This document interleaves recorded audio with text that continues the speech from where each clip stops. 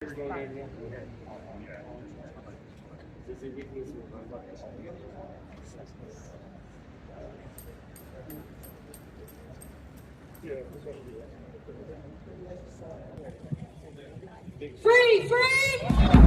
Free, free! Stop their charges right now! We want justice, tell me how! Drop their charges right now! Drop their charges right now!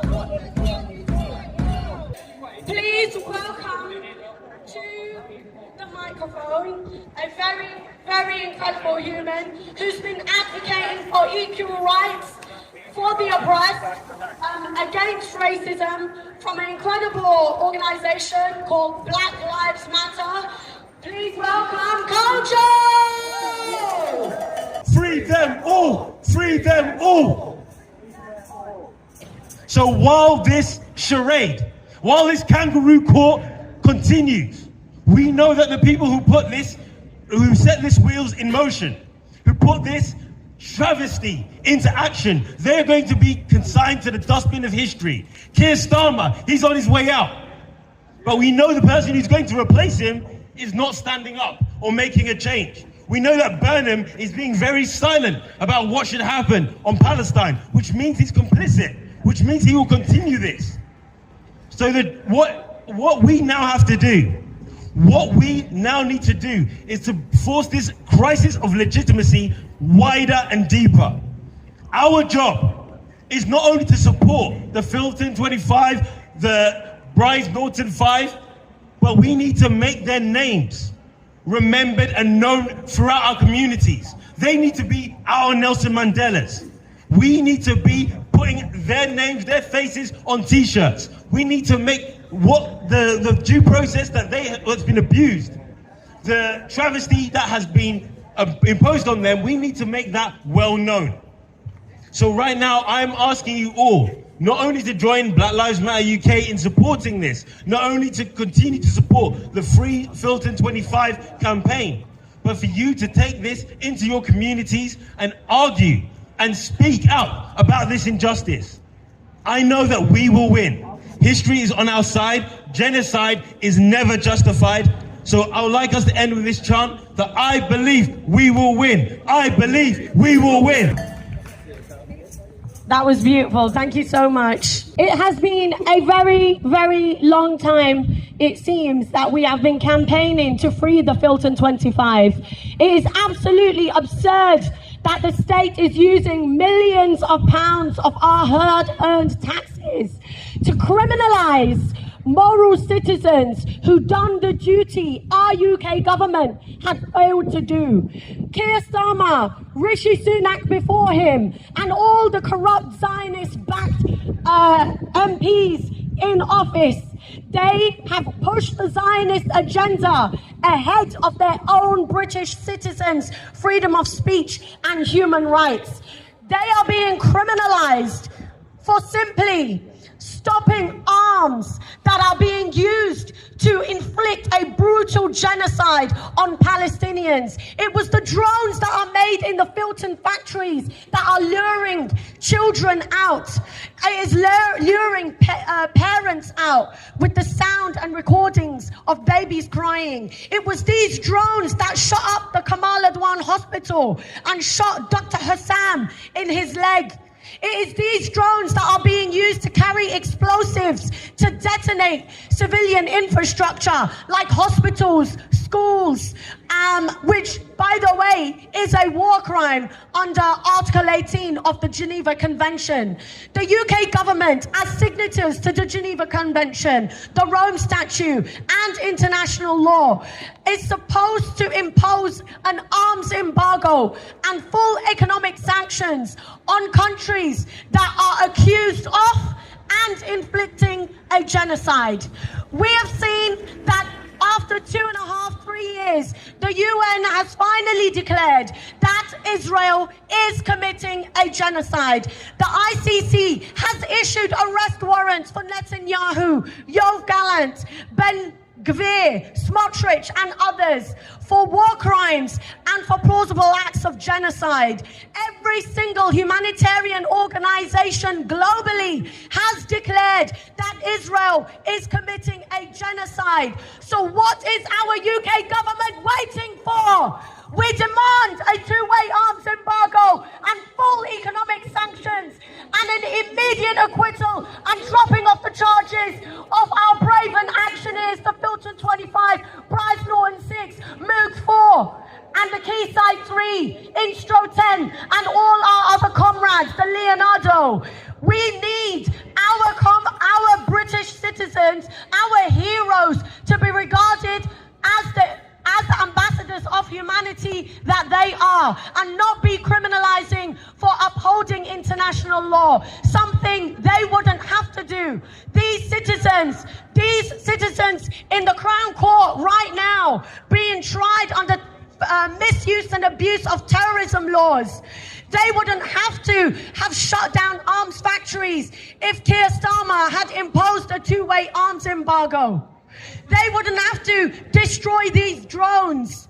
They wouldn't have to do their job for them if they did the job that they were elected to do, upholding law. And instead, we are here being criminalized by the state, by the Zionist lobby, and we will not concede to their bullying or harassment, and we will continue no matter what. If we are 1 or 1,000, we will continue to stand firm on the path to liberation and justice.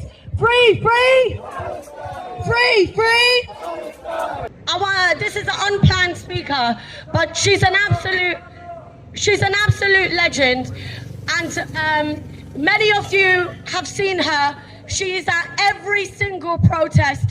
She has been advocating for Palestinian rights and end to occupation for well before I was even born. You know, she's so inspirational, a one-woman army. I look at her dedication and her unwavering resolve for human rights and justice. She actually is Israeli-born, Jewish, and extremely pro-life, pro-Palestinian, against genocide, against oppression, and against the evil Zionist entity. But you don't need me to tell you this. I'll let her tell you herself.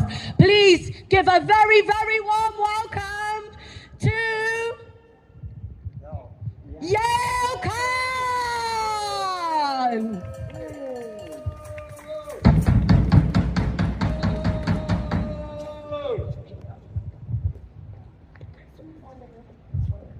We are in a situation where Nazism is celebrated and is supported by the police. Yeah. I say that word wisely. Unless anybody comes with a new term which is stronger than Nazism, because the crime by terrorist Israel and its supporters are worse than the Nazis who murdered my family.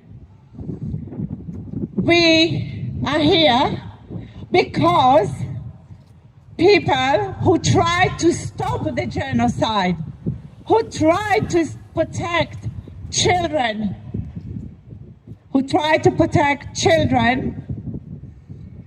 from the drones by the terrorist company Elbit, which is not a lawful company.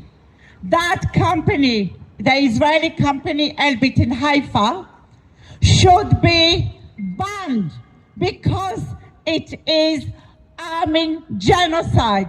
It is also arming the ethnic cleansing and slowly unfolding genocide of Lebanon, and of course the terrorism, the ethnic cleansing of the occupied West Bank. And they're also in the unlawful war against Iran. This company, Elbit, is not a lawful company. And it is lawful to take action against it. Direct action.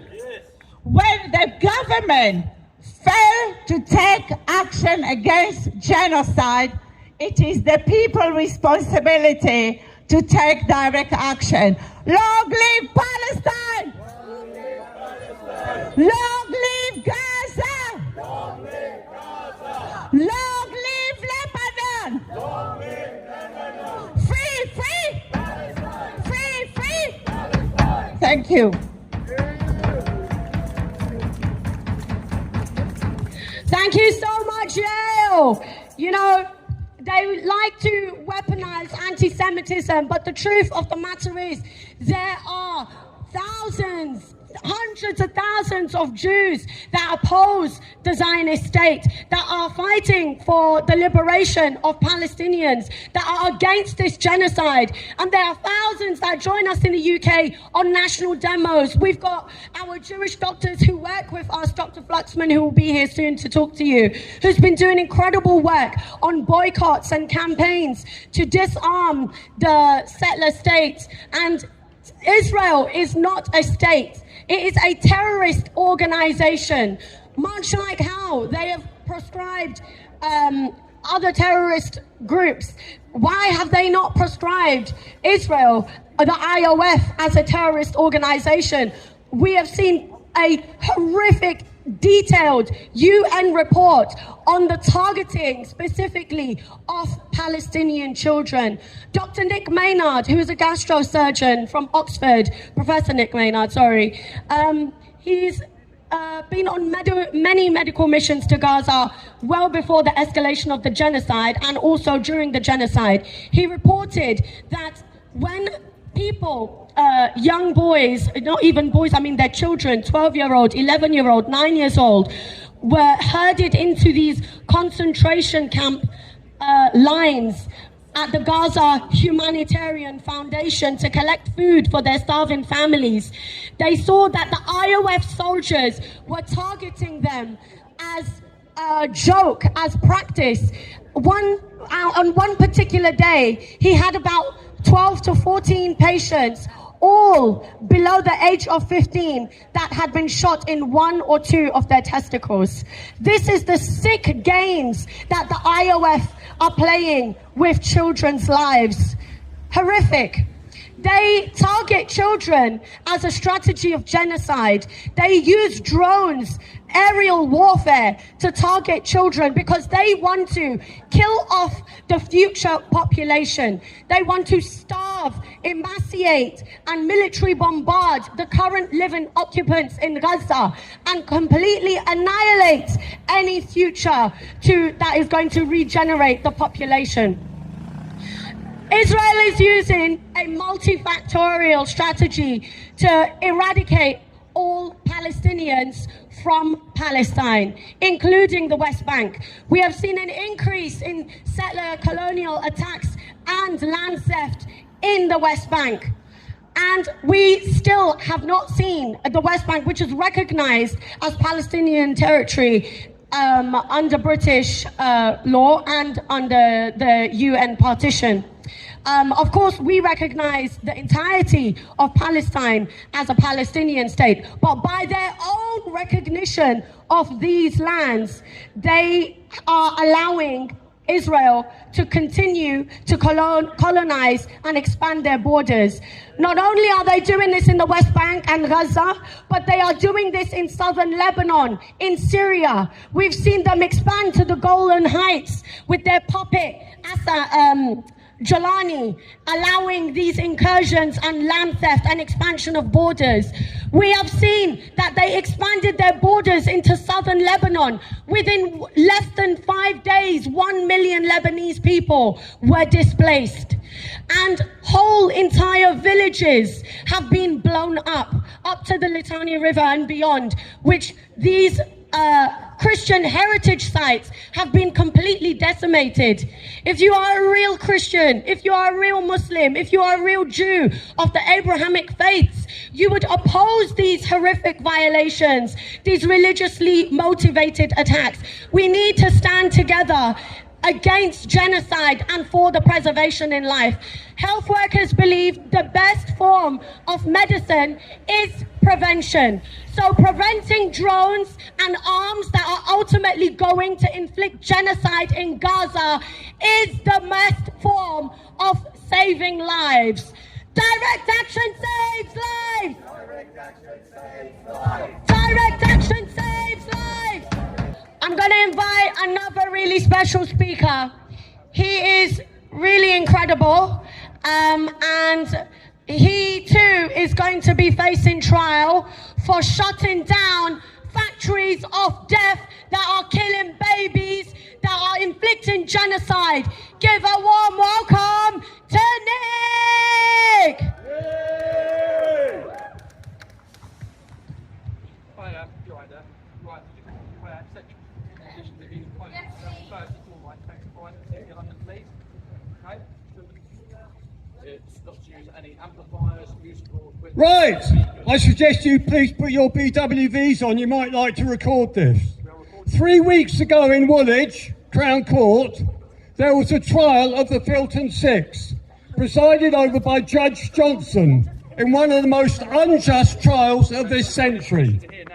Judge Johnson, the Justice Judas, denied the defendants access to all their legal defences. 2.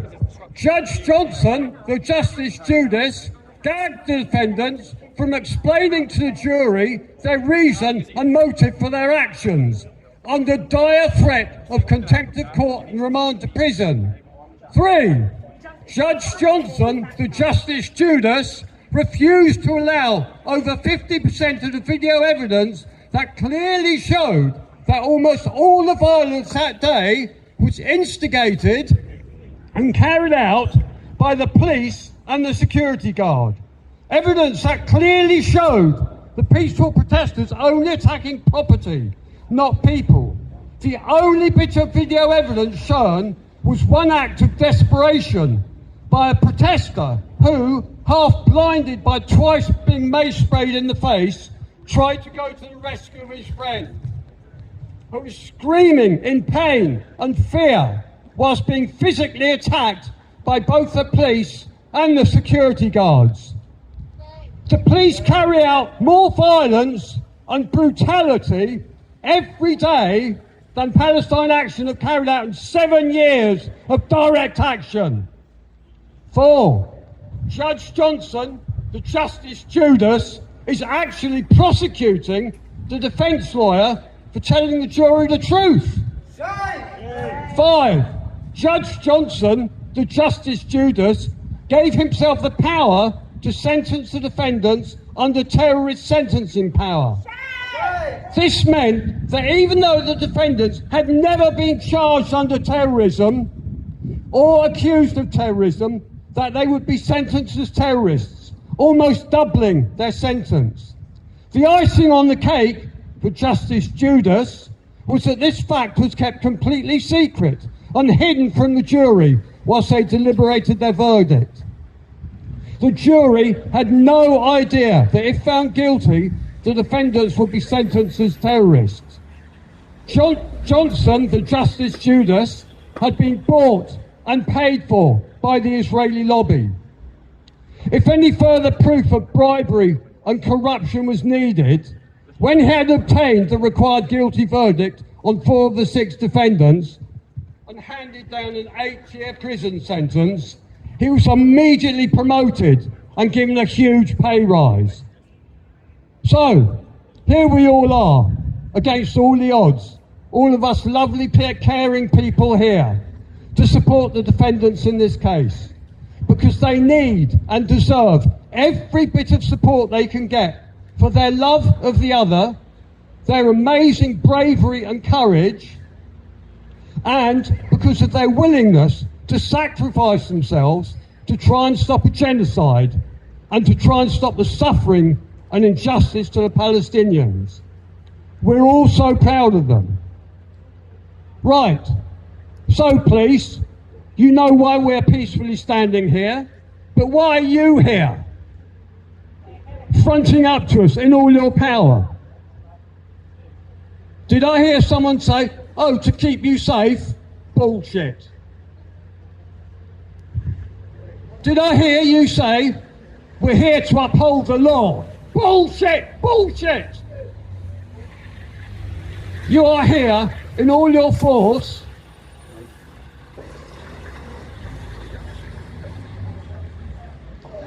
You are here in all your force with your taser guns that can kill, with your mace spray, with your body armour, with your body-worn video surveillance cameras, with your special facial recognition, yes, we've seen you, cameras, and your bloody buttons, for one reason. For one reason.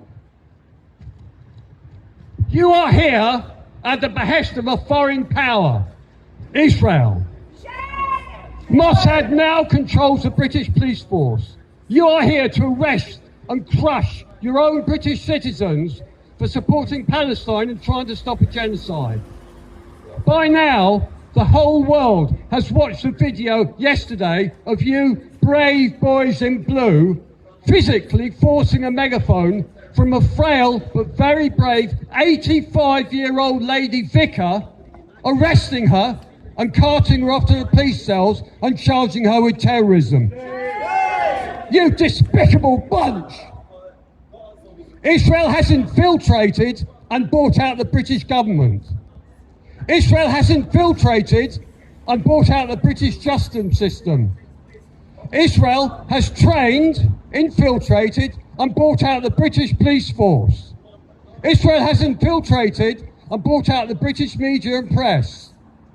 As the British police force, it is your sworn duty to protect the British people from this evil subversion and domination of our country by a foreign power, which does not have our interests at heart. Yet, from Mark Rowley downwards, you have just rolled over onto your backs and let yourselves be totally indoctrinated and dominated by this evil.